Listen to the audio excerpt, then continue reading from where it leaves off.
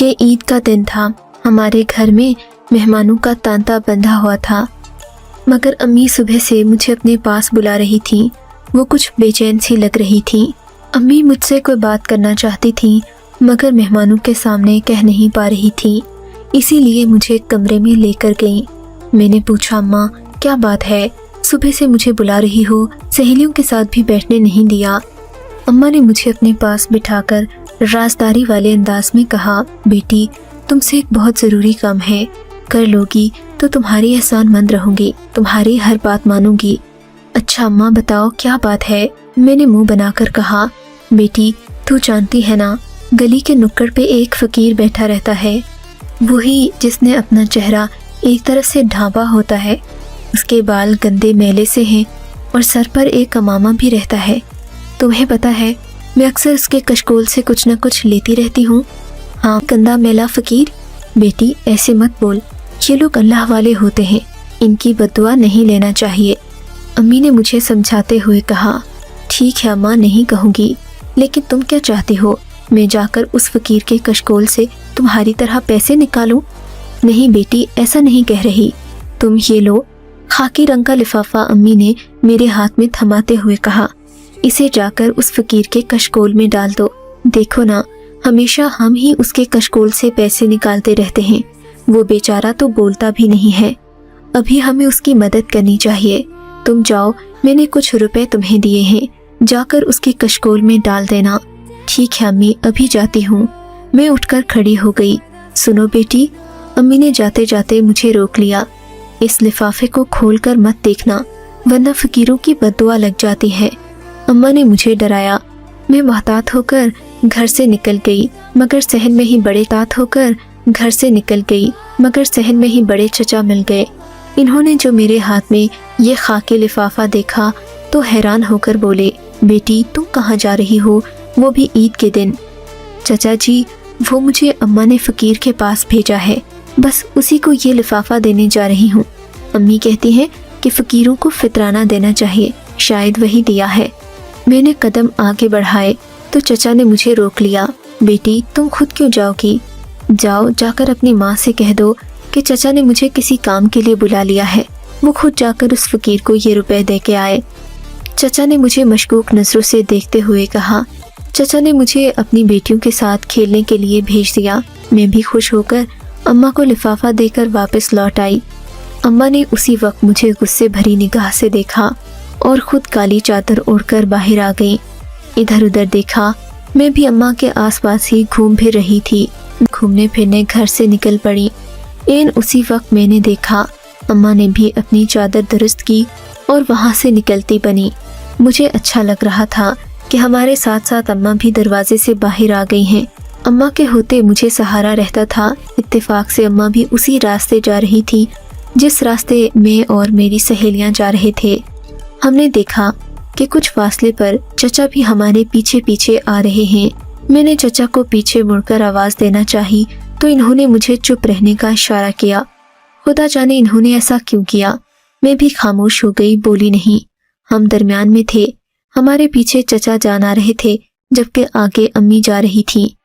गली के नुक्कड़ पर जाकर अम्मा जमीन पर बैठ गई और उस फकीर के कशकोल में वो लिफाफा रख दिया।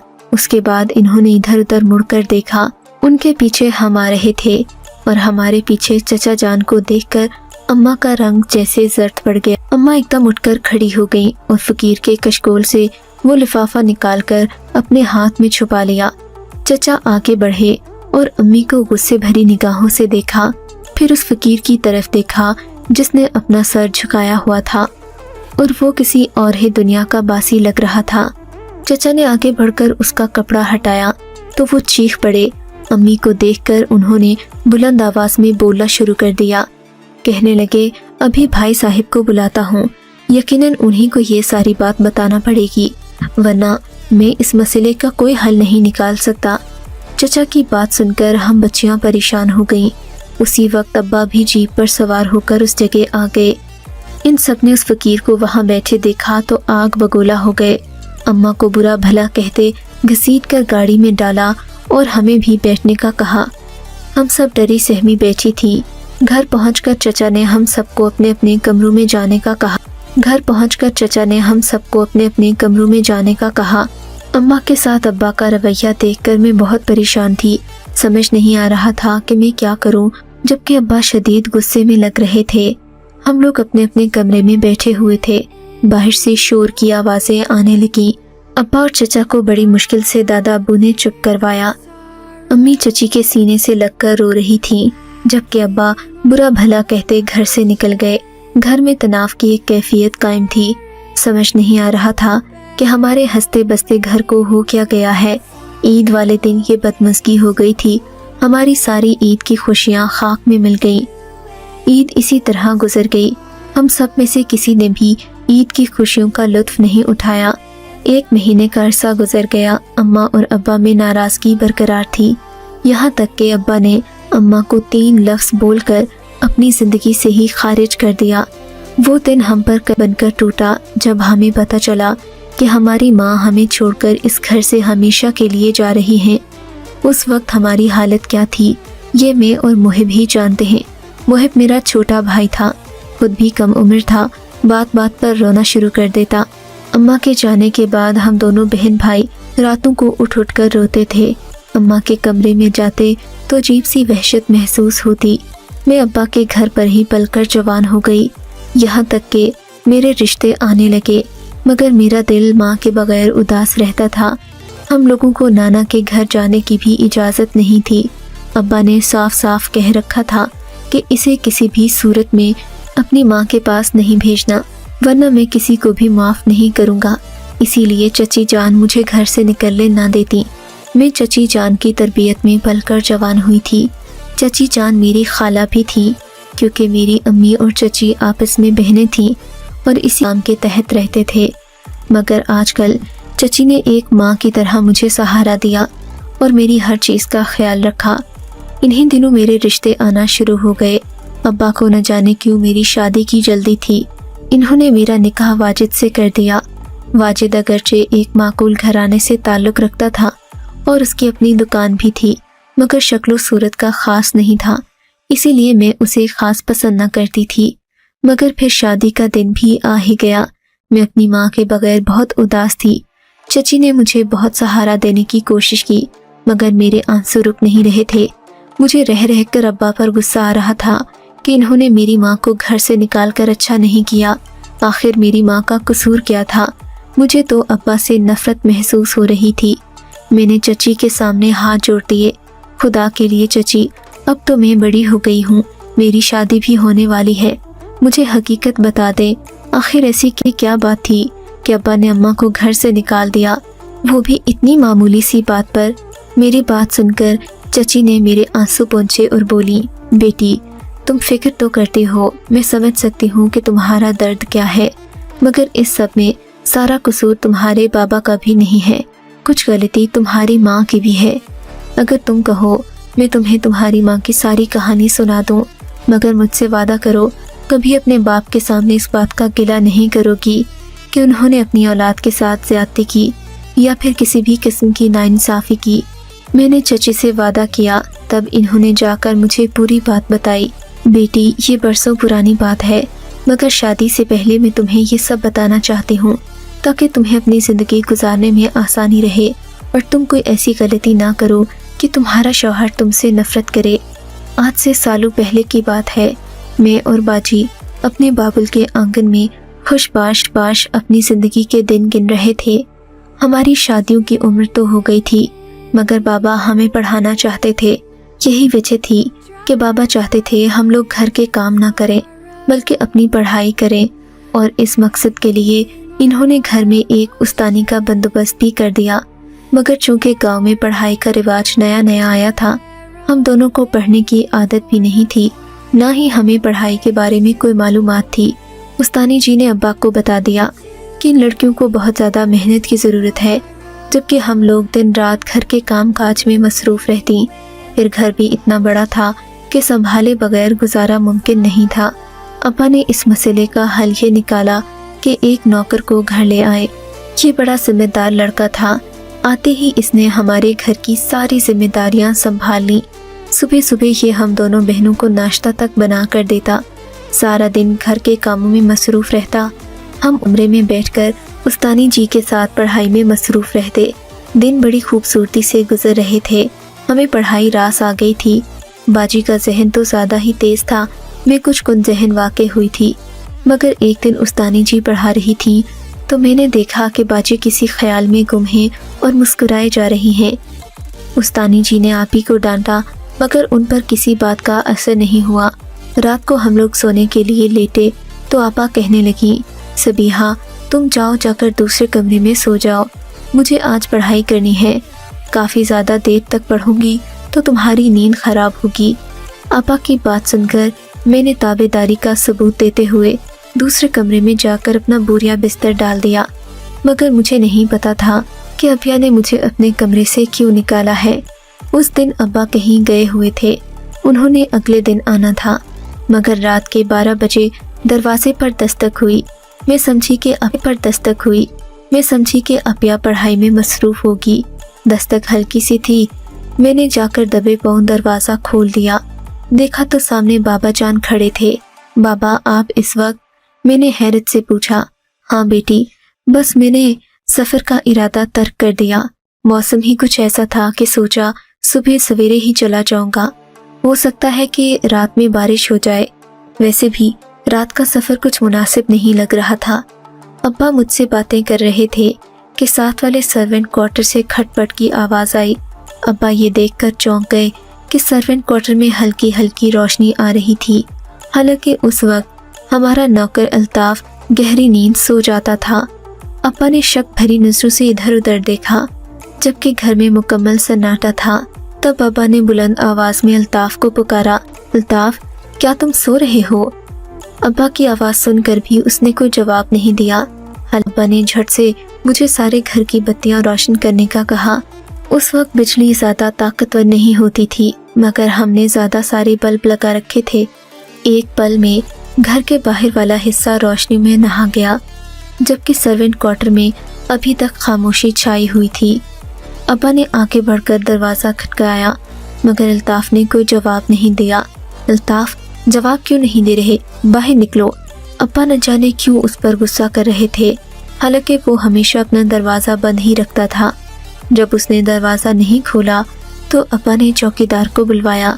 चौकीदार ने जोर लगाकर जब दरवाज़ा खोला तो सामने का मंजर देखकर मेरी तो आंखें फटी की फटी रह गई। दरवाजे के पास अल्ताफ़ ही नहीं बल्कि अपिया भी खड़ी थी। उनका रंग उड़ा हुआ था और चेहरे पर परेशानी, नदामत, शर्मिंदगी, न जाने क्या क्या था। अब्बा इन दोनों को एक साथ देखकर गुस्से में पागल हो गए। उनकी आंखों में खून उतर आया। इससे पहले कि अब्बा उनकी जान ले लेते उनका शोर सुनकर अम्मा भी कमरे से भागी आई। देखा तो शौहर बेटी को बुरा भला कह रहा था। अम्मा की जान पर बनाई। वो अपिया को बचाने आई तो अब्बा ने उन्हें भी धक्का दिया और कहा, तुम्हारी ही गलत तरबियत की वजह से मेरी बेटी इस मुकाम पर पहुंची है। अरे तुमसे एक बेटी नहीं संभाली गई। तुम ही ने तो कहा था कि मेरी बेटियां पढ़ लिख कर मेरा नाम रोशन करेंगी। ये नाम रोशन करेंगी मेरा। अब्बा का गजबनाक लहजा देखकर मेरा तो दिल कट कर रह गया। खुदाया, ये तुमने क्या कर दिया अपिया? जरा भी नहीं सोचा कि हमारी पढ़ाई का क्या होगा। खुदा जाने ये चक्कर कब से चल रहा था। उस दिन बाबा जान अपिया को जान से मारना चाहते थे। तब इन्होंने एक अनोखा फैसला किया। हम सबको तैयारी बांधने का कहा और अपिया को अल्ताफ़ भाई के साथ उसी कमरे में बंद कर दिया। उठो, तुम सब लोग अपना अपना सामान बांधो। अब्बा का हुक्म सुनकर हमें हिम्मत न थी कि हम कोई दूसरी बात करते। हम सब अपना सामान लेने चले गए। सामान बांधने का मतलब था कि हम किसी दूसरे शहर जा रहे हैं। मगर अब्बा के इरादे खतरनाक लग रहे थे। इन्होंने चौकीदार को आवाज़ दी और सर्वेंट क्वार्टर पर तेल छिड़कने को कहा। ये सुनकर मेरे तो रूह कांप गई। जल्दी से जाकर अम्मी को बताया। वो रोती चिल्लाती बाहर आ गई। अब्बा के पाँव पकड़ लिए। खुदा के लिए करीम बख्श, ऐसा मत करो, तुम्हारी ही बदनामी होगी। खुदा के लिए अपनी बेटी को माफ़ कर दो। अगर तुमने इसे भी मार दिया तो लोग तुम्हें ही बुरा भला कहेंगे। बोलेंगे कि जवान बेटी को न जाने क्यों जिंदा जला डाला। ये सुनकर अब्बा सोच में पड़ गए। इन्होंने दरवाज़ा खोलकर अपिया को कमरे से बाहर निकाल दिया। अपिया की हालत तो ऐसी थी जैसा कि आगे क्या होने वाला है। अपिया रो रही थी। अब्बा के पांव पड़ गई। अब्बा, खुदा के लिए मेरी जान ले लें, उसे जाने दें। अब्बा को सर्वेंट क्वार्टर पर तेल छिड़कता देखकर वो भी उनके पांव पड़ गई। उसका जुनून देखकर उन्हें और गुस्सा आ गया।